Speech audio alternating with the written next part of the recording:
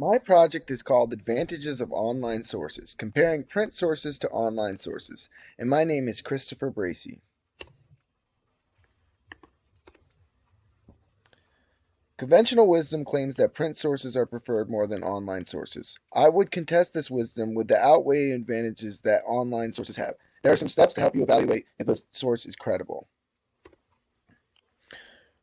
First, you should make sure that your information on the internet is up to date.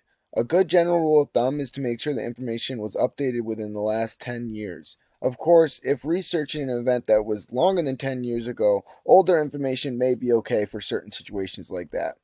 Old information found on the internet might have once been true, but because it is outdated, the information is now false.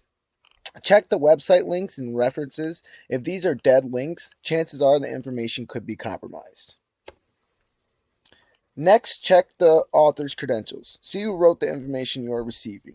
Check other works by this author for reliability. See if their works are peer-reviewed. Look for professional experts posting on the internet on a certain subject, or at least see if the author uses professional or expert references. Check the TDL and domain name. The TDL is the .com or the .gov. Usually websites end in .gov or .edu contain credible information. These are posted by government websites or education websites. .com means commercial. While some .coms are good, others can be trying to sell you something and contain bias or false information. The domain name is the bit before the TDL. So, for example, in ualbany's.edu, the ualbany part would be the domain.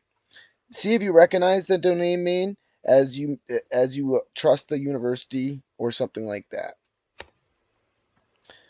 Avoiding biased information. Websites can be biased on a certain subject. For instance, if you're looking for information about climate change on a fossil fuel site, that might be a bad idea. Fossil fuel companies want to protect their investments, so lying about climate change would help their bottom line. See what the website's mission is.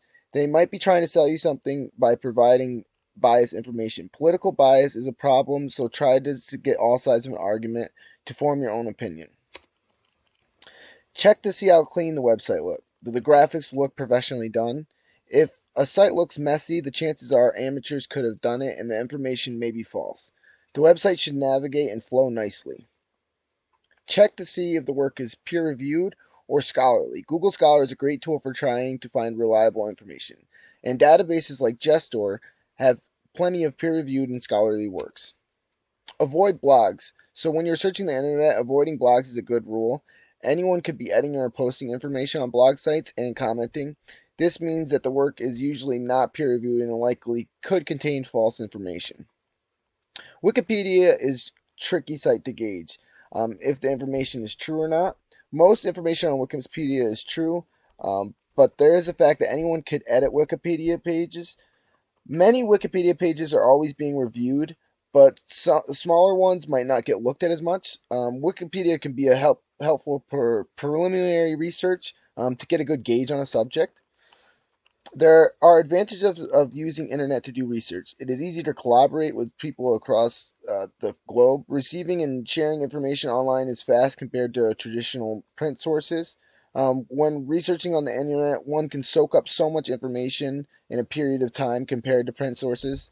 And also during the pandemic, the internet provided a safe way to receive information from home. Almost anything in today's world can be found on the internet because everything that's printed is usually put on the internet. Navigating a search on the internet is easier than a traditional print way. You can receive information from all over the world without traveling. There are some disadvantages to the internet. They can be found in print sources as well. Anyone can post on the internet because of freedom of speech laws, so people can post false information, but this is also true with print sources.